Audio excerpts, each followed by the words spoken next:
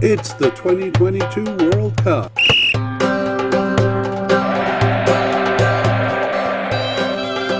It's Ghana's players.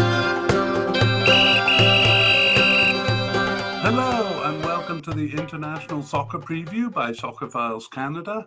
I'm Kevin and today we'll be looking at Ghana's squad for the 2022 World Cup. Short version, please.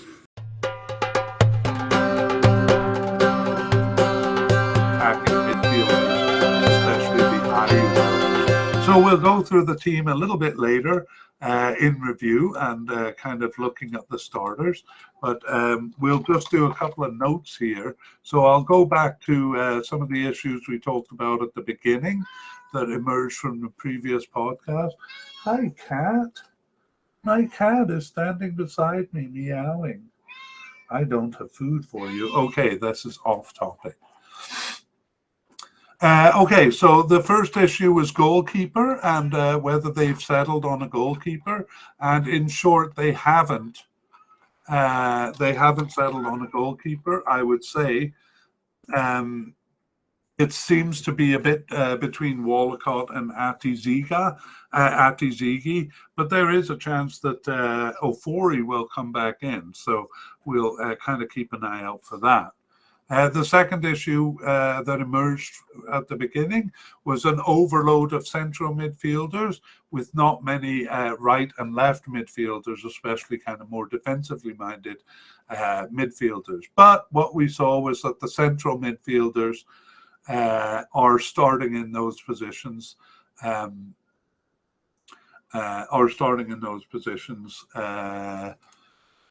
That's all I have to say about that. And finally, we have the ongoing issue of no forwards.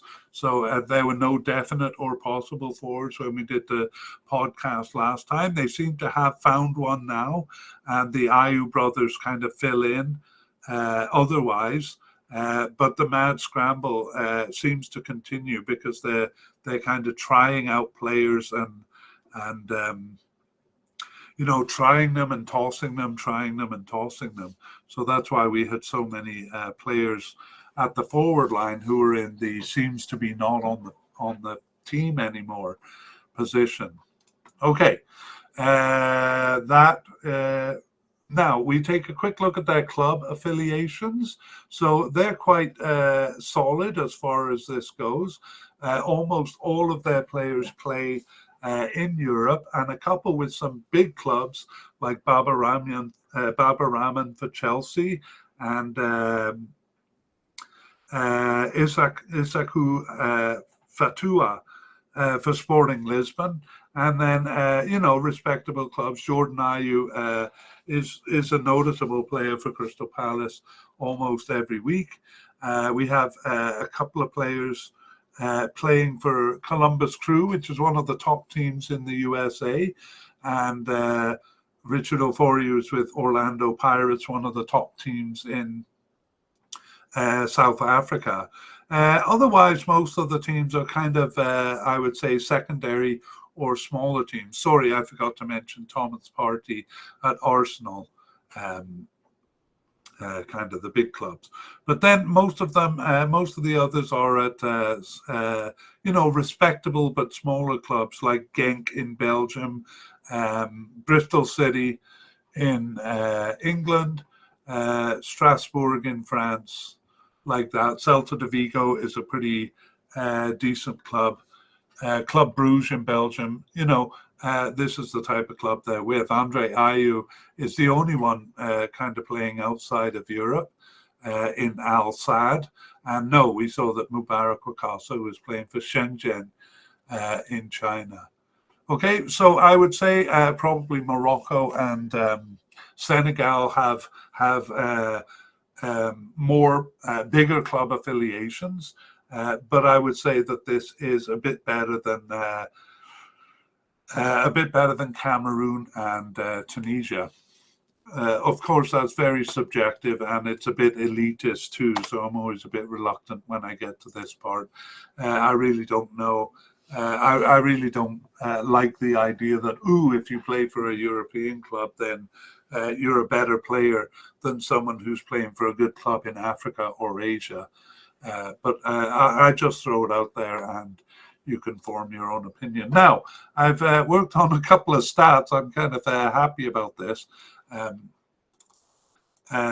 So I've got total number of candidates that we listed. So what I did here was I took the definite, likely, and possible candidates, and I kind of put them into a chart and did a little math with them. So Ghana in that had a total number of 38 candidates. Now, this makes a bit more sense when we compare with other African teams or with other teams, and it's a new thing I'm doing. So I've only done the African teams so far, but they have 38 candidates that we listed as possible, likely, or definite. That is a lot more than other teams. Senegal only had 24, and we did note that they were a very steady group of players. The average right now among the African teams is 30, and Ghana has 38, so quite a bit more than the other teams. And part of that is they kind of scramble to find a forward, but they're trying out a lot of new players. And I'm a bit worried, I must say, about a team trying out a lot of players at this point. You know what I mean? Okay, the next stat is the average age of the squad. So 25.7. And I suppose that goes hand in hand with trying out a lot of players, because the average is 26.7, and this is on the young side. Morocco also has a young side too, whereas Senegal, they're kind of veteran team, veteran group of solid players, is the oldest among the African teams. So 25.7, a bit of a younger team. The average number of caps among those players logically should be lower, because they tend to be trying out a lot of new players, and in fact is quite low. The average is 23.5, but there are 18.2, and that's including the fact that the Ayew brothers have so many caps. I'll just take a look at that, because I've kind of organized them. So Andre Ayew has 106 caps. I think I said 107 in the podcast. The numbers may be a bit different. Jordan Ayew, 81 caps. Mubarak Wakasu, 80, and Jonathan Mensah, 69. Then it jumps down to 46 for Baba Rahman. And pretty quickly it jumps down into the 20s and 10s. So a lot of players there have less than one cap. That is more than half the players have less than 10 caps. So I won't drone on about it, but it tells us something that they have a fairly we could say an inexperienced squad as far as that goes, especially if you factor the Ayew brothers out of the equation. And the final one I have is total goals. So among these players that I've listed, they have 78 goals, and that is lower than average. The average is 83. So again, if you factor out the Ayew brothers, that would be a lot lower. So you can make of that what you will, but it tells us a little bit about the squad. They're not really decided on their final squad, especially in the goalkeeper and forward line, and trying out a lot of new players. Now we're going to look at players and issues to watch. I should change the title here. Players and issues to watch. So in defense, we have, is the goalkeeper going to be Wallacott or Atizagi, or Atizigi, or indeed will Richard Aforu come back to give the team a little bit more experience, at least on the bench? Also in defense, will Jiku hold down that central defense position alongside Amarty, or will some of the other candidates kind of be considered, as they seem to be in some of the recent games? For left defense, we have a question of Baba Rahman. Baba Rahman versus Gideon Mensah. So it looks like Babaranian is the starter, but Gideon Mensah has provided a bit of a challenge there. Players and questions in the midfield. Well, a lot of their bigger names are in the midfield.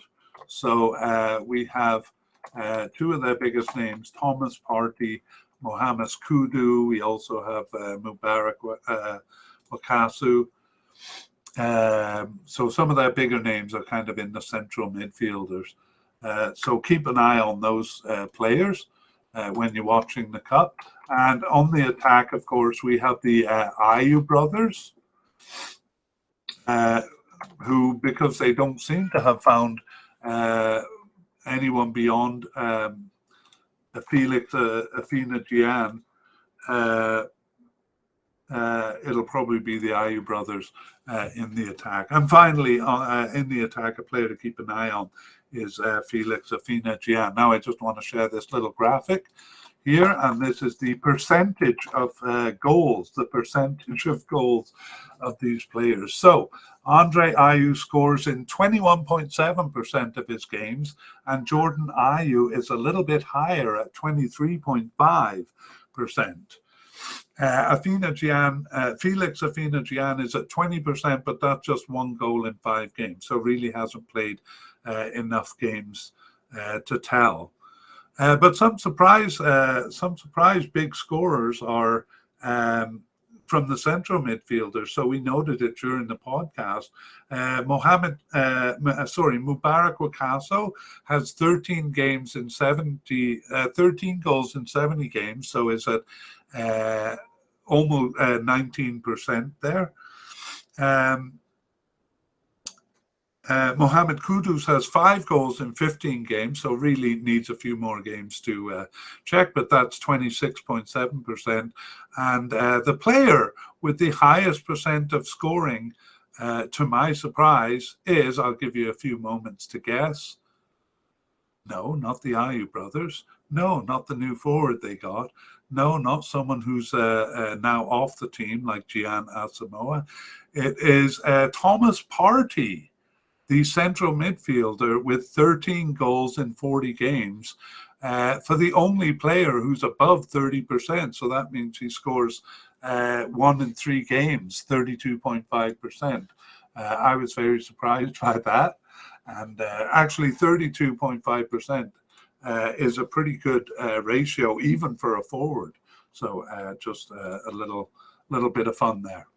So you can look for those guys to get their goal. Maybe Thomas Partey. Keep an eye on him, and Mohamed Kudus coming up from the midfield. Okay, in terms of new players, we have quite a few, but we won't necessarily go through them all. But we have Felix Afina Gian, probably the most exciting one to watch in the forward line, because he is getting a starting position there. And similarly, although he starts kind of as a left midfielder or left winger so far, but Isahaku Abdul Fatua, he's with Sporting Lisbon. The right winger, Osman Bukhari, also seems quite interesting. A young player with just 6 caps.